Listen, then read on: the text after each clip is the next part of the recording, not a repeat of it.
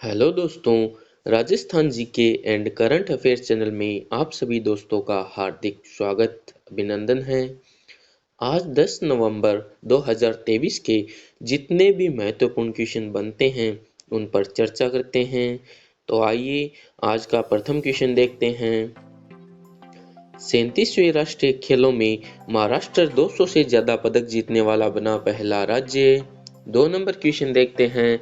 Denmark के Copenhagen में हुआ राष्ट्रीय मानवाधिकार संस्थाओं का 14वां अंतर्राष्ट्रीय सम्मेलन। 3 नंबर क्वेश्चन में देखते हैं। क्यूएस एशिया यूनिवर्सिटी रैंकिंग 2024 के टॉप 50 में है आईआईटी बॉम्बे और आईआईटी दिल्ली। 4 number question.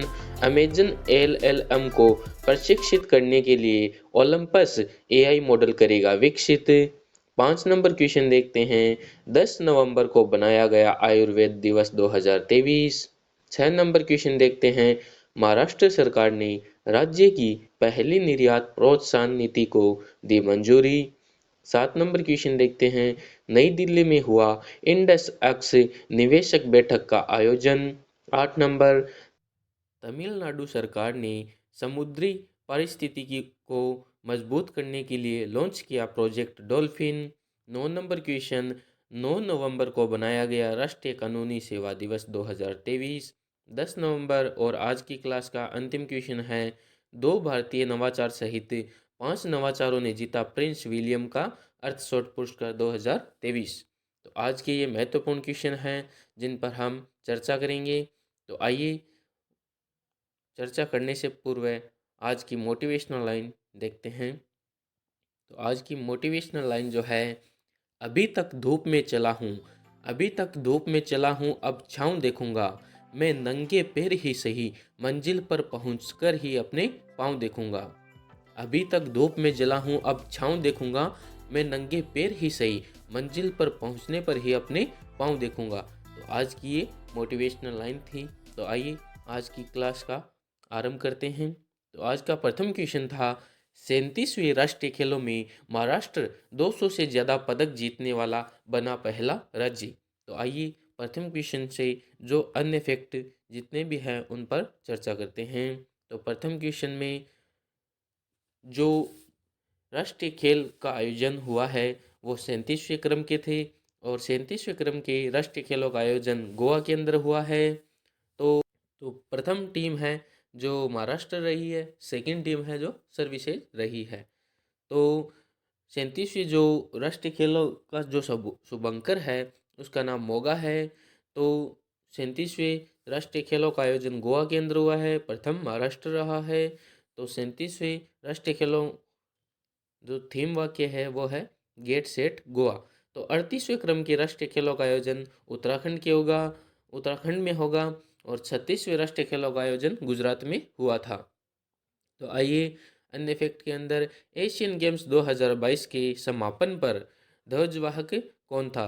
तो एशियन गेम्स 2022 के समापन पर ध्वजवाहक पीआर श्रीजेश थे। तो एशियन गेम्स 2022 के समापन पर ध्वजवाहक पीआर श्रीजेश थे जो गोलकीपर है। तो हॉकी टीम ने गोल्ड मेडल जीता था। इंडियन हॉकी टीम ने गोल्ड मेडल जीता है एशियन गेम्स के अंदर। तो सेकंड देखते हैं। डेनमार्क के कोपनहेगन में हुआ राष्ट्रीय मानवाधिकार संस्थाओं का 14वां अंतर्राष्ट्रीय सम्मेलन। तो आइए 2 नंबर क्वेश्चन में कोपनहेगन जो डेनमार्क की राजधानी है वहाँ पर राष्ट्रीय मानवाधिकार संस्थाओं का 14वां राष्ट्रीय सम्मेलन हुआ है। तो कोपनहेगन राष्ट्रीय मानवाधिकार आयोग के जो अध्यक्ष है, चेयरमैन है, उनका नाम अरुणा मिश्रा है। तो नेशनल ह्यूमन राइट कमीशन यानी राष्ट्रीय मानवाधिकार आयोग का एक्ट 1993 में एक्ट आया था और समिति राष्ट्रीय मानवाधिकार आयोग रंगनाथ मिश्र समिति की सिफारिश पर बना था। तो प्रथम जो अध्यक्ष थे, राष्ट्रीय मानवाधिकार के प्रथम अध्यक्ष थे, उनका नाम रंगनाथ मिश्र था। आइए अन्य फैक्ट में बलेचले घोषणा पत्र का संबंध जो एआई सुरक्षा संबंधी चुनौती है उन पर एक सम्मेलन था। वहाँ पर ब्लेचले घोषणा पत्र की घोषणा की गई थी। तो ब्लेचले घोषणा पत्र यूके के अंदर ये सम्मेलन हुआ था। वीज़ा मुक्त प्रवेश की घोषणा। भारतीयों को वीज़ा मुक्त प्रवेश की घोषणा अभी फिलहाल ही में श्रीलंका और थाईलैंड के द्वारा दी गई। आइए 3 नंबर क्वेश्चन देखते हैं। क्यूएस एशिया यूनिवर्सिटी रैंकिंग 2024 के टॉप 50 में से आईआईटी बॉम्बे और आईआईटी दिल्ली दो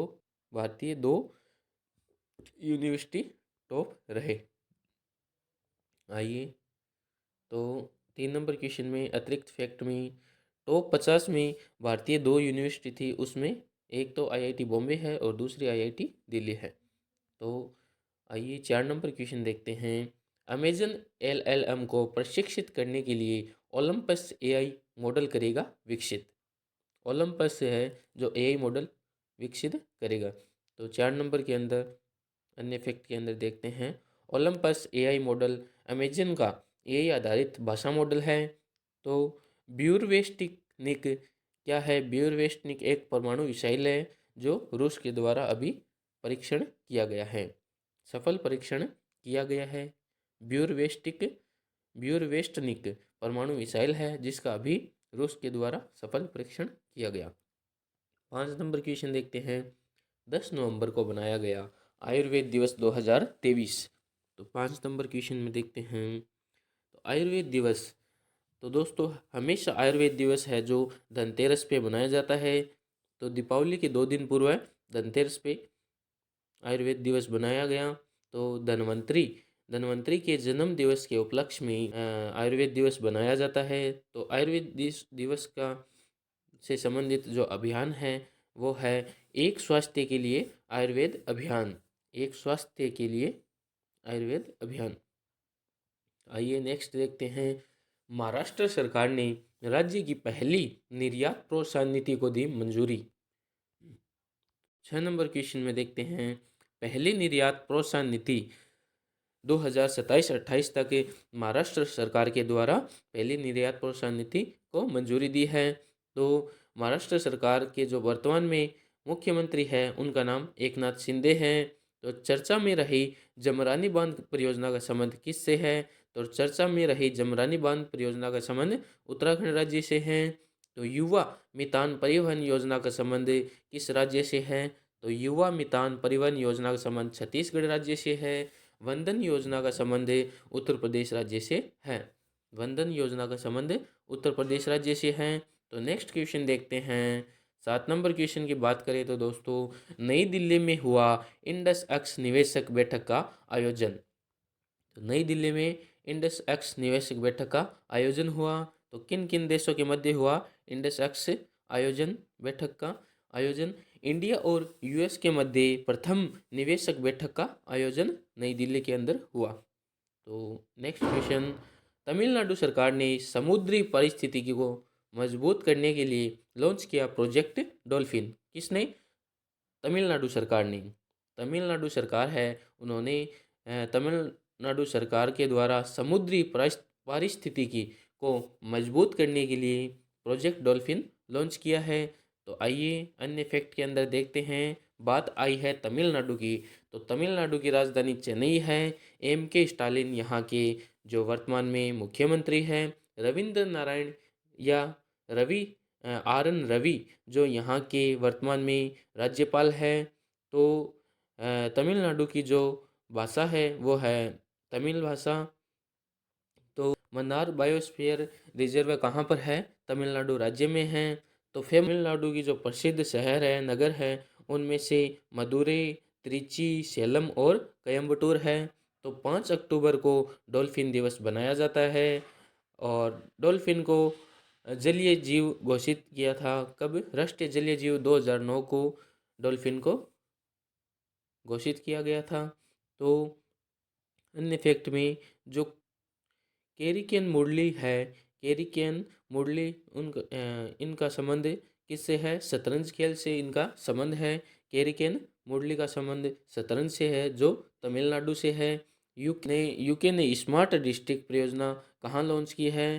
तो यूनाइटेड किंगडम ने स्मार्ट डिस्ट्रिक्ट परियोजना तमिलनाडु में लॉन्च की है। तो नेक्स्ट क्वेश्चन देखते हैं। नेक्स्ट क्वेश्चन की बात करें तो 9 नवंबर को बनाया गया राष्ट्रीय कानूनी सेवा दिवस 2023। तो 9 नंबर क्वेश्चन के अंदर नेशनल लीगल सर्विस डे यानी राष्ट्रीय कानूनी सेवा दिवस 9 नवंबर को बनाया गया। तो राष्ट्रीय कानूनी जो सेवा एक्ट है वो 1987 में आया था। तो 9 नवंबर 1995 को पारित हुआ। किस नाम से? नालसा के नाम से। नालसा की फुल फॉर्म है national legal service authority. National legal service authority. तो आइए अन्य फैक्ट के अंदर जो दिवस दिसंबर के जो मुख्य दिवस है उन पर चर्चा करते हैं। तो 1 दिसंबर को वर्ल्ड एड्स डे मनाया जाता है दोस्तों। 1 दिसंबर को वर्ल्ड एड्स डे मनाया जाता है। तो 4 दिसंबर को नौसेना दिवस मनाया जाता है। 5 दिसंबर को विश्व मृदा दिवस मनाया जाता है। 10 दिसंबर को मानवाधिकार दिवस मनाया जाता है। 16 दिसंबर को विजय दिवस मनाया जाता है। और 24 दिसंबर को राष्ट्रीय उपभोक्ता दिवस मनाया जाता है। और 25 दिसंबर को सुशासन दिवस मनाया जाता है। तो आइए नेक्स्ट क्वेश्चन और आज की क्लास का अंतिम क्वेश्चन 10 नंबर क्वेश्चन है। 2 भारतीय नवाचार सहित 5 नवाचारों ने जीता प्रिंस विलियम का अर्थशॉट पुरस्कार 2023। आइए 10 नंबर क्वेश्चन के अंदर अर्थशॉट अवार्ड 2023। तो अर्थशॉट पुरस्कार 2023 की घोषणा हुई है। उसमें से इंडिया की जो दो नवाचार है उसमें से प्रथम है एस फोरस टेक्निकल और दूसरी है भूमित्रा। और एक्सियन एंडिना है, इसको भी अर्थशॉट पुरस्कार मिला है। तो champion of the earth award UNEP के द्वारा दिया गया। 5 जनों को champion of the earth award दिया गया। किसके द्वारा? यूएनईपी के द्वारा। तो अर्थशॉट जो पुरस्कार है, चैंपियन ऑफ द अर्थशॉट पुरस्कार है, वो यूएनओ का सर्वोच्च पुरस्कार है। नंदिनी गुप्ता को अभी ब्रिटिश अकादमी पुरस्कार दिया गया। ब्रिटिश अकादमी पुस्तक पुरस्कार नंदिनी गुप्ता को दिया गया। केरल ज्योति पुरस्कार 2023 से टी पद्मनाभ को मिला है। तो वहीदा रहमान को दादा साहेब फाल्के अवार्ड अभी मिला है। 53वां दादा साहेब फाल्के अवार्ड वहीदा रहमान को मिला है। तो आज के ये महत्वपूर्ण क्वेश्चन थे, इन पर हमने चर्चा की है। तो आइए एक बार क्विक रिवीजन यस्टरडे का जो क्वेश्चन थे उन पर क्विक रिवीजन कर लेते हैं। तो वीआईपीओ ने विश्व बौद्धिक संपदा संकेतक रिपोर्ट 2022 की जारी। पुर्तगाल के प्रधानमंत्री एंटोनियो कोस्टा ने भ्रष्टाचार के आरोपों के कारण दिया इस्तीफा। भारत और भूटान के बीच कोकराझार और गलेफू के बीच प्रारंभ होगा पहला रेल लिंक। केरल राज्य के जिम्मेदार पर्यटन मिशन को मिला ग्लोबल रिस्पॉन्सिबल टूरिज्म अवार्ड 2023 से। पंजाब ने बड़ौदा को हराकर पहली बार जीती T20 शहीद मुश्ताक अली ट्रॉफी 2023 से। 8 नवंबर को बनाया गया विश्व रेडियोग्राफी दिवस 2023 से। कर्नाटका का 19वां कलाकार पुरस्कार कोंकणी गायक अपोलिनारिस डिसूजा को मिला। 19वां कलाकार पुरस्कार है जो कोंकणी गायक है अपोलिनारिस डिसूजा, उनको मिला। मुंद्रा बंदरगाह बना सर्वाधिक कार्गो संभालने वाला भारत का पहला बंदरगाह।